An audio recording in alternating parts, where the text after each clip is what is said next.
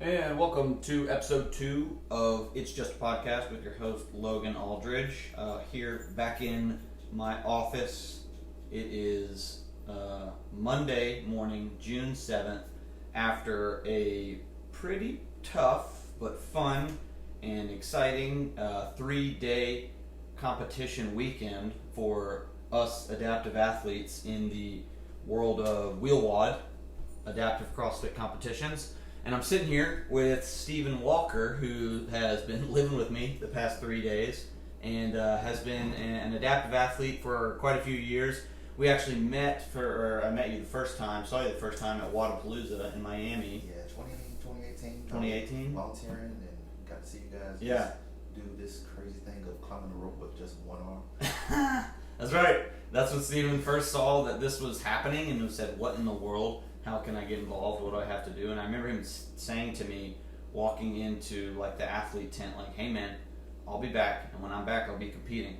And so it's just really cool. Stephen lives in Georgia, Augusta, Georgia. And he just drove up for the weekend. And I was so excited to be able to say, hey man, come stay with me. As you guys heard in the first episode I was mentioning, I was excited for him to come. So Stephen, welcome, man. It's been a wild weekend, a lot of firsts, a lot of new experiences. This has been a weekend to cherish forever, for sure, man. Between the workouts, between seeing the WheelWOD fam, the team WheelWOD, doing a lot of things that I typically would never do in Augusta, Georgia. Quite a few things. Okay, so to give the listeners some context, Stephen got in Thursday night at midnight. I had to wake up and coach the AM classes at Neuse River, so I was up at 4:30. So I didn't see him in the morning. Went and coached the AM classes, came back. I took a little bit of a nap, and then we went ahead and went up to the gym. A lot of adaptive athletes came in. Like I mentioned in the last episode, it's super cool. You know, we're in Raleigh, North Carolina, and we've got a lot of adaptive athletes that live here locally and train at Neuse River. But there's also a lot just throughout the southeast, but really, obviously, the country and the world. And a lot of us are close-knit, especially within this WheelWOD competitive environment. So we had Kim, her husband, and her 2 kids come from Northern California. Stephen obviously drove up from Georgia.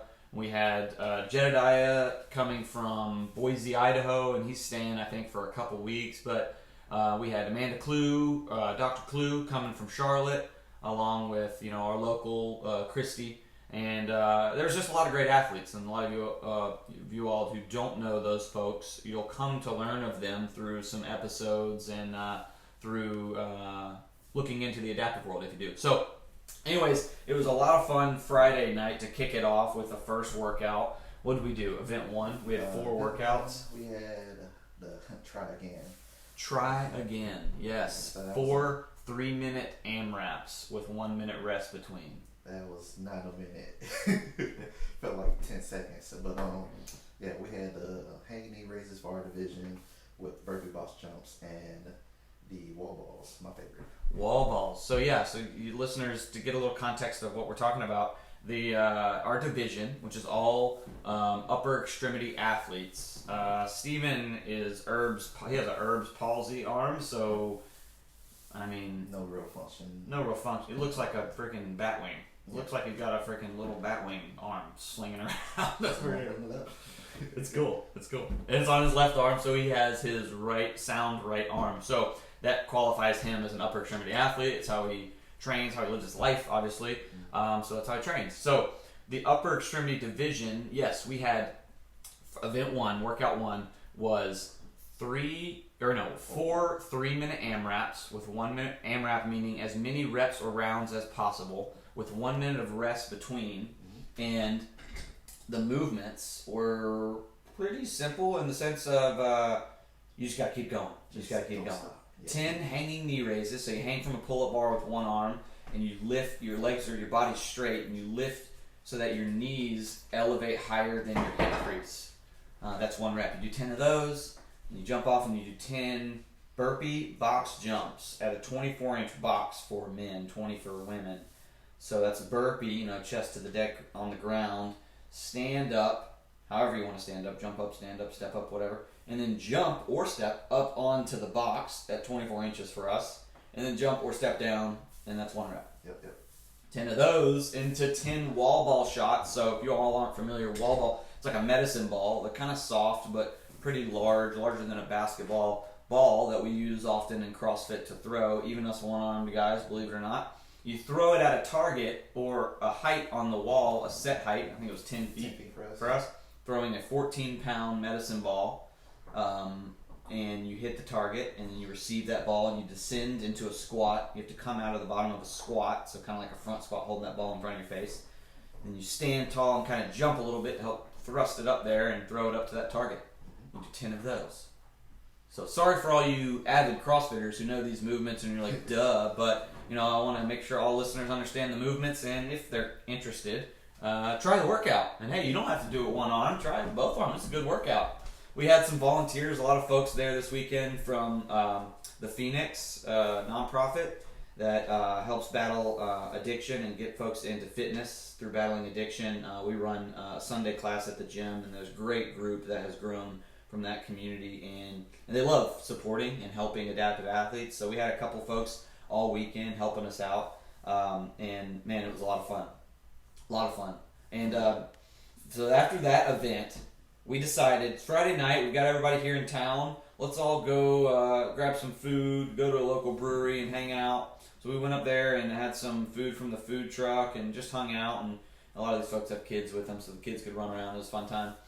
And then I'm standing there talking to John, the owner at Neuse River, and he was like, yeah, I think there was some small little country concert tomorrow night or I was going to go to. I was like, oh yeah, man, this is awesome. Well, first of all, live music is back, and it's great. The world is opening up slowly but surely. And here in North Carolina, I wasn't even paying that much attention to it, but to hear him say that, I was like, oh, so live music's back. Who is the artist? Maybe I know him. And I just want to see some live music. And he was like, I don't know the name. Let me look it up. And he looked and he said, Steve Aoki? And I said, oh my God, dude. That is, first of all, not country music at all. It's the country's all country music. Yeah, right. Steve Aoki, holy shit. If you guys don't know, he is like, I don't even know the best way to describe it. EDM, house, techno, but just like dubstep style. Live. Like the beat builds up and then you just want to jump and go crazy.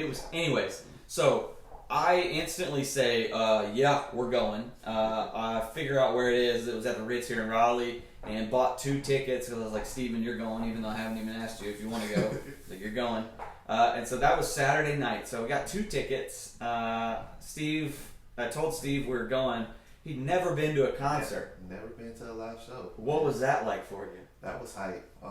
Everything that I've seen in movies, but better, I guess. It was a real life Project X, like just freaking rave. Like, they didn't have anybody jump off the roof, thank God. Thank God, yeah, you're right. But just the crowd, just the excitement. I mean, I love the music, and so just having that surround sound it was worth it. Dude, you could feel it in your bones. That music was so loud. Steve Aoki. Like, the closest thing to live music is just blasting my radio. That's as close as I got to a concert. Well, there you go. Well, you just got very close Saturday night. I hope you had a great time. I know we walked out of there, our ears were ringing for about 2 more hours.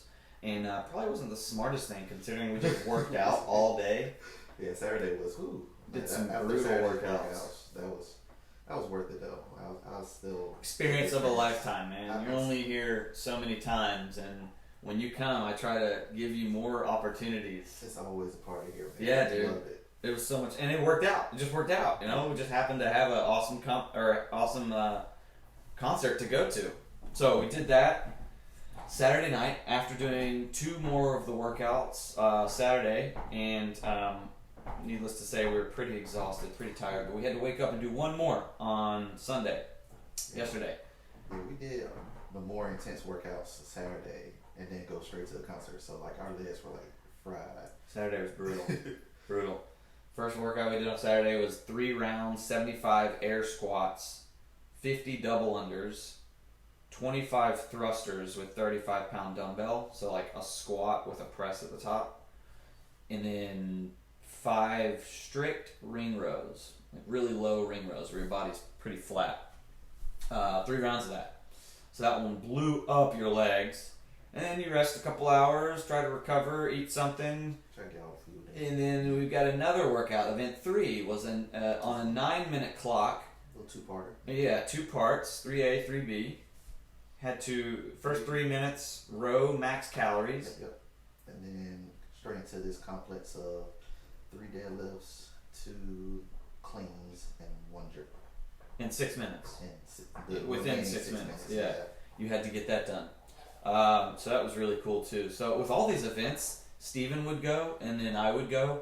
For better or for worse, it was really great for me because I got to watch him and his approach and where he might have needed to rest and think to myself, okay, don't come out that hot or be aware that this is going to happen here. I'm horrible at like reading. As long as I've been working out, as many workouts as I do every freaking day, I am not very good at reading a workout and saying, ooh, okay, yeah, this one's gonna hurt right around here, or being like, okay, this is gonna, really get hard here, or these reps are gonna take the longest.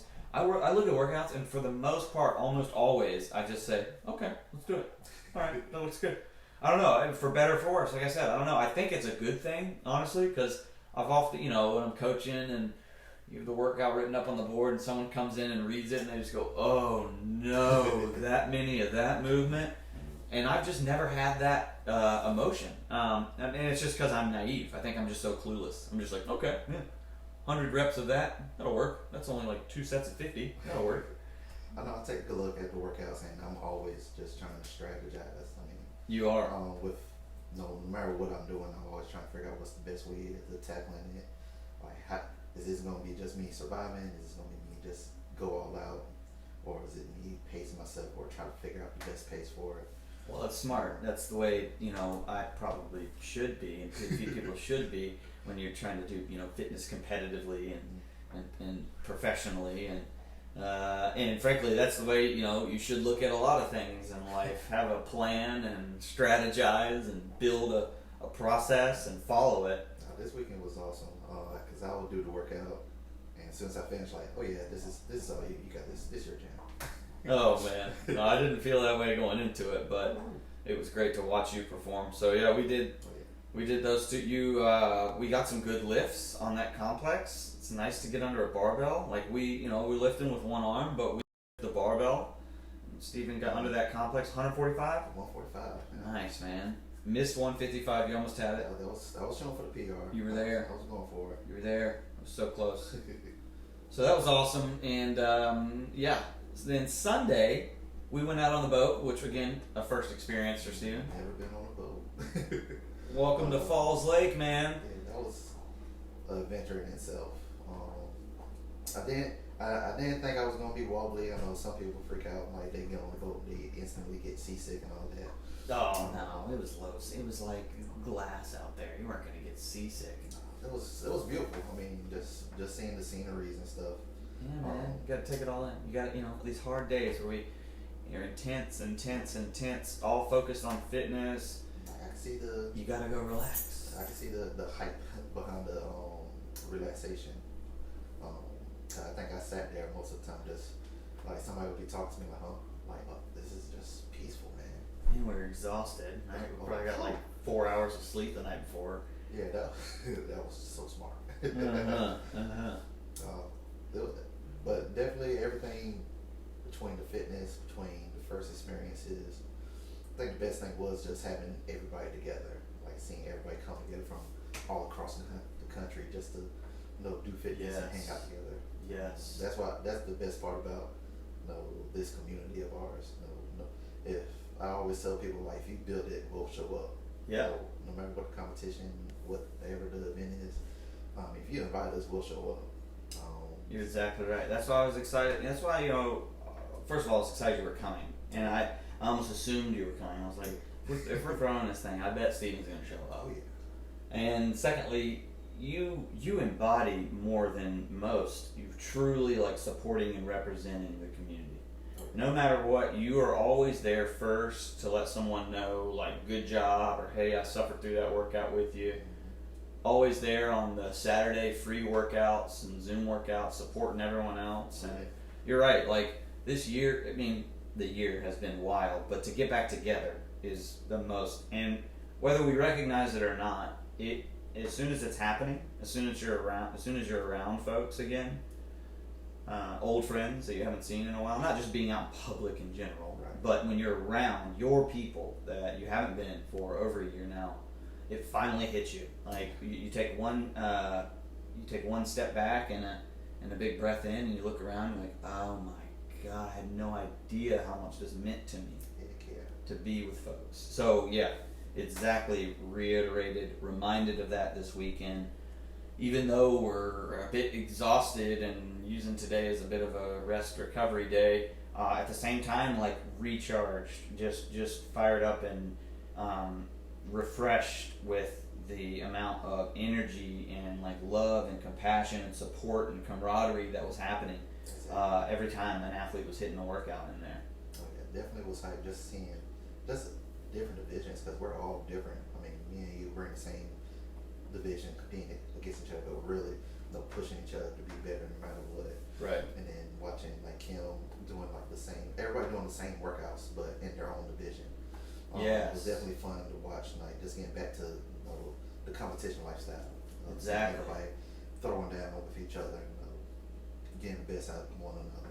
That's the coolest part. That's the most profound part, I think, for a lot of spectators, folks that witness, when they see Jed, who's in a wheelchair, performing his workout, and then seeing the one-armed version that we're performing, and then the blind version that athlete may be performing, and then a short stature athlete performing their version. It's really cool to see how you can customize, adapt functional movements and make them legitimate movements that test and provoke certain aspects and components of fitness that allow you to get better, get fitter. And it's so cool that like you get to watch that in one scenario, how it plays out for a vastly diverse group of ability. Oh, yeah. I mean, that's the best part about what made me fall in love with CrossFit was functional fitness and just overall fitness. That there is always a way to make yourself better, healthier. That's right. Yeah, man. Exactly. Yes, can't believe that's over. Stage 1 though, right? So that's, what does that mean? Do we have another stage? I don't even know. Do we go straight to stage 2? Is it like the final stage? The finals or the semis or what? I don't know. Well, first of all, it was an online event, so technically we could have, and folks participated all in their, home gyms or even in their maybe garage gyms if they had the equipment and whatnot. So there are definitely still parts of the world that are struggling with COVID, so it's not all open or even guaranteed that it will be very soon, but we were so fortunate to come together for this one. But now, after this, we talk about what's coming up next, the Bacon Beatdown, right? So you're leaving here, going back to Georgia, you've got like a couple weeks to rest, recover, get things straight, and then we've got Bacon Beatdown coming up. 18th to 20th. Yeah. This would be cool because it's consulted by WheelWOD. So WheelWOD has made sure that the adaptive divisions are properly eligible and vetted, and the workouts are appropriate for the different divisions, and it's really cool to see. So I think there's like 25 adaptive athletes coming. A guy from our division, Victor, which I cannot wait to see. This guy. He's the freaking freak of nature in Ecuador. Yes, sir. Victor is he had a brachial plexus injury, I think like five years ago. 5, 6, yeah. Maybe, so really not even that long.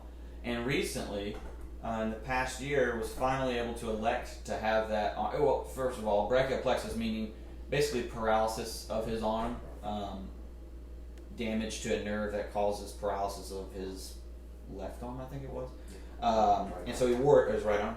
So he wore a sling, and he always kept his arm on his body in the sling.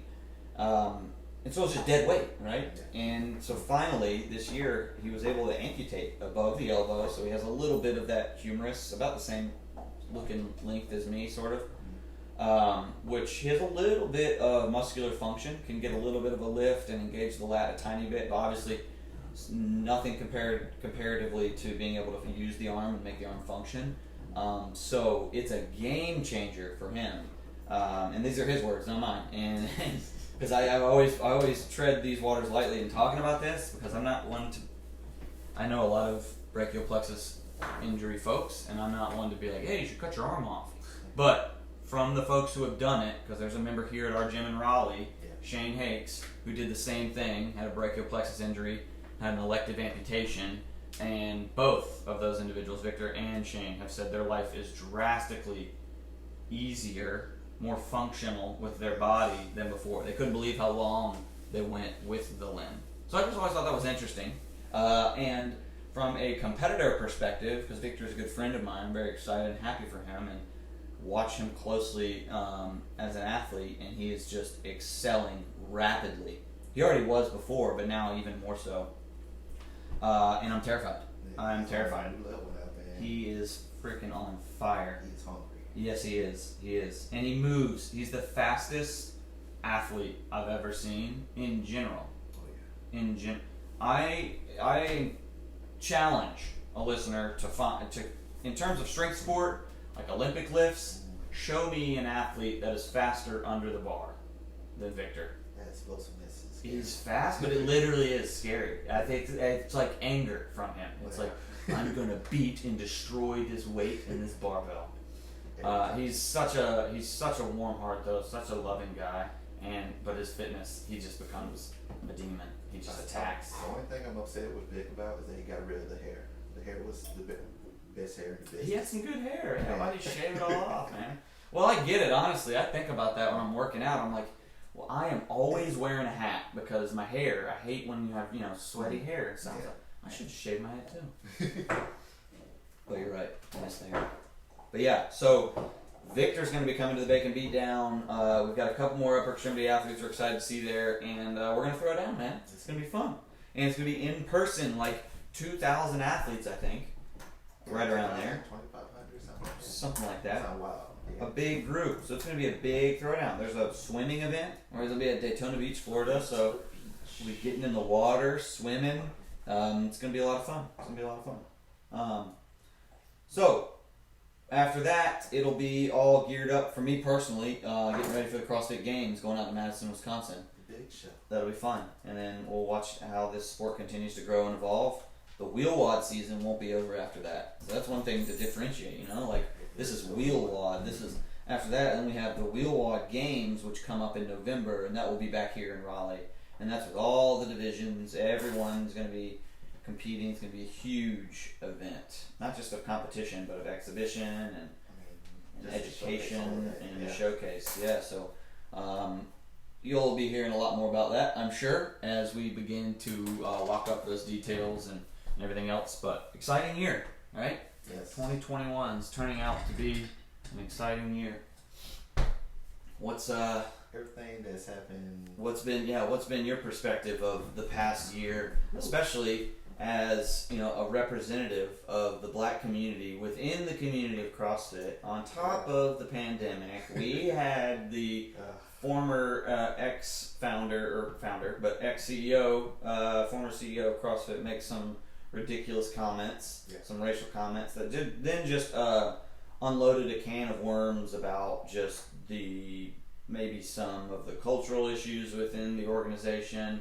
What are your thoughts on how everything has transpired, the new ownership now, direction they're heading, what you're doing? So everything that's transpired since last year, May, what was that name in the CrossFit community, a lot of changes need to be made.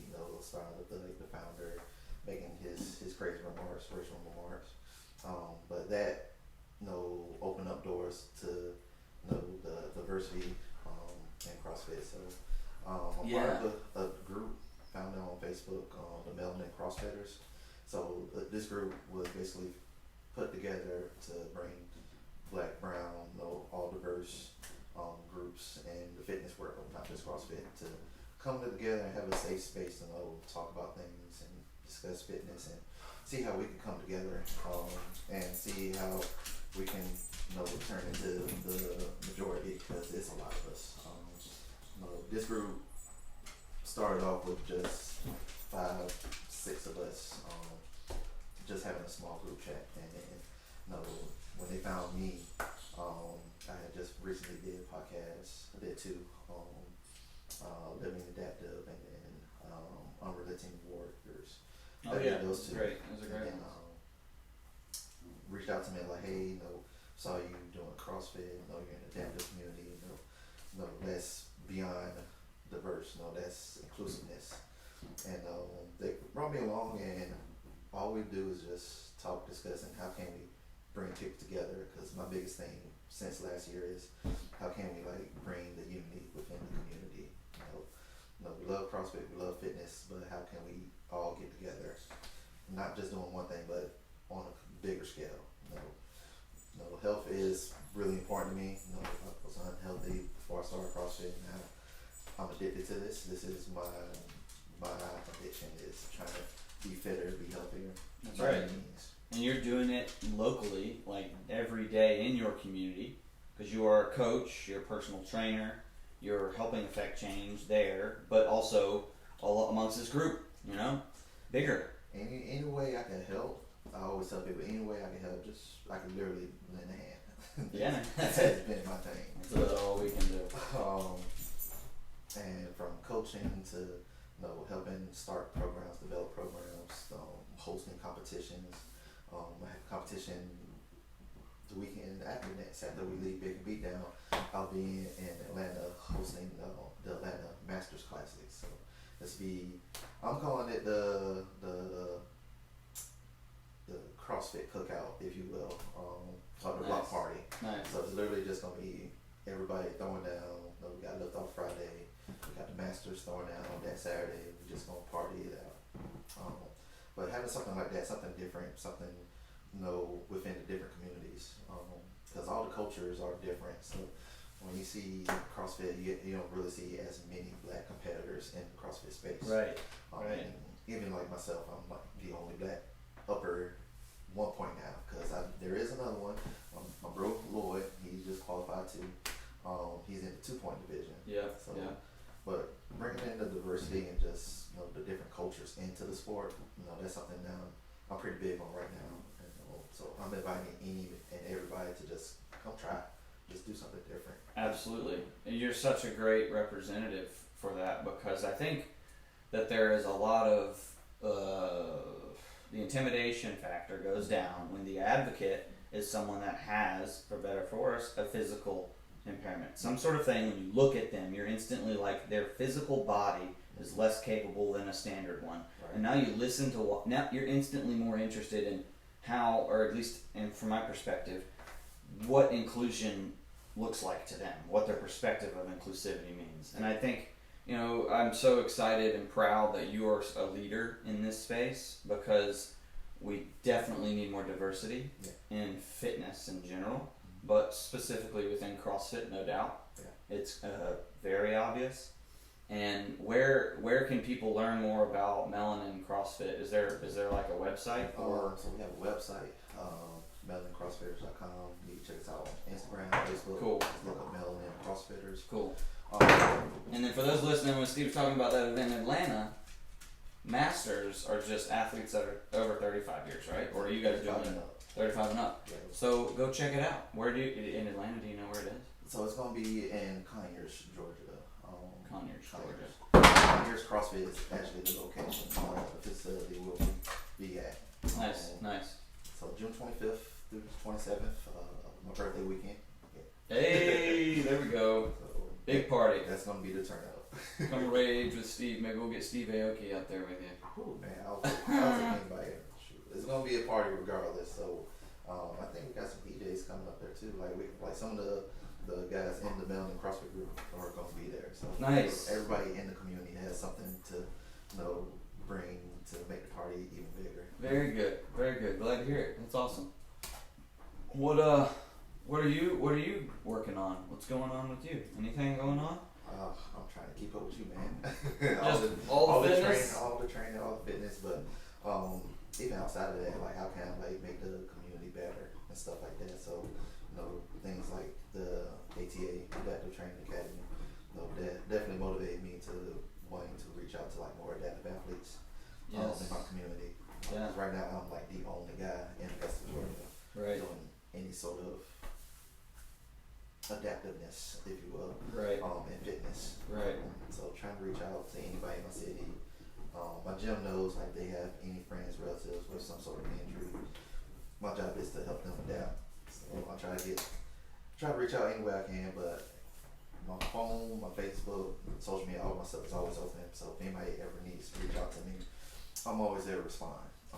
It's like every other day now I have somebody reaching out to me saying, hey, you seen my videos, they're motivated and wanting to learn more about it, how can I get started. Yeah. I try to just point people in the right directions and use my connections to help people get to where they need to go and be better in life. Yeah, exactly, man. Because that's what, like, a lot of it is the resources, right? And these resources were not gifted or given to you or I. They were developed and cultivated, and there's never really a clear answer or an easy Google search for where do I find adaptive CrossFit. It's so, or whatever the question may be. How do I tie my shoes with one hand? Like random stuff, right? Life hacks, as I call them.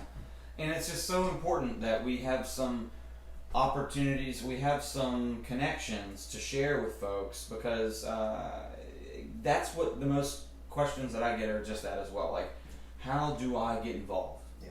It's such a big question. Like when you hear that, it's like, oh man, to what extent? Like, where do we begin? Do you have an impairment or condition yourself? Do you want to be an athlete? Are you asking as a coach? Yeah. Do you own a facility? Do you want to run a nonprofit to create a charitable cause? Like, there's so many avenues that we see people have passion for and interest in getting involved in the idea of how do we make fitness inclusive and accessible for every human being in the world. Because if we're talking about increasing our health and not becoming so dependent on healthcare, it's fitness. Exactly. It's through fitness. Like, there's no reason to sugarcoat or complicate anything. It's through fitness. Yes, it's through diet and nutrition and whatnot, but it's through the fitness. It's not through medication. It's not through some sort of drug that you need. Yeah, it's education. It's knowledge. It's understanding what fitness means, what nutrition means. And I think that is what we saw in this world that we live in so deeply of adaptive fitness. We saw, where is the disconnect? Where's the issue? It's every person with a disability wishes and desires and dreams of being more capable, being more able than they currently are. And so, okay, if that exists, do we put all of the responsibility, do we put every bit of expectation on the person with disabilities saying, well, you better go figure it out? That's where I think we missed the mark a little bit. And that's where we invented and created this movement that we're on now, is what I believe. That's how I see the bigger picture. That's why we said, no. It's important to try. It's important to discover what you can and can't do through your efforts. We got one on, we're going to try to pick up this barbell. I'm just going to try to grab it in the middle.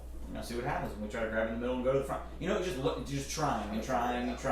And then you get a little bit better. And then you learn what not to do. And then you say, well, what if I add this type of movement or this type of band here to help with this lift? You try it. That goes horribly wrong. Things don't work out. You say, note to self, never do that again. Never do that again. And then what happens is we've developed education, which is the core of what was needed for this movement to continue to progress and grow and climb. Because we can empower all the people living with disabilities as we want. We can make them feel more capable through good words, through accessible workouts that they can see through WheelWOD, and go to WheelWOD.com and just see workouts that they can do.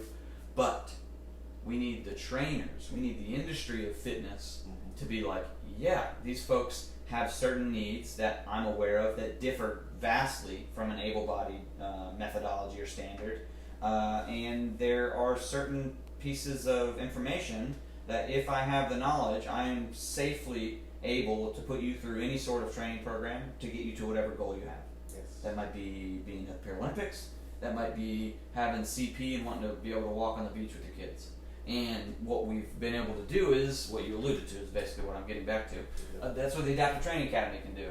So for listeners, folks that are hearing this and are like, man, adaptive fitness, that's so cool. I wish there was something I could do. Well, if you're not adaptive, if you're a trainer or you're involved, or even if you're not, or if you're a therapist, I think a big reference is to check out Adaptive Training Academy, because that was created to be the place that bridges the gap between adaptive athletes, folks with disabilities, wanting to get off the couch, wanting to get out of their home, wanting to face these barriers of entries that the environment, our world presents them with, and their desire doesn't necessarily muster up the courage and create action. Yeah.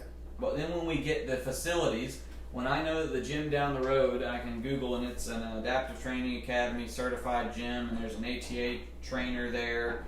I understand that they have been vetted and qualified and certified as a trainer and know how to work with different ability populations. I can go in and feel a little more comfortable. And I guarantee you, when you go to those facilities, these folks are eager. They are dying to work with an adaptive athlete. They're extremely passionate. And that's one of the biggest things that we like to say in our seminars is no one cares how much you know until they know how much you care.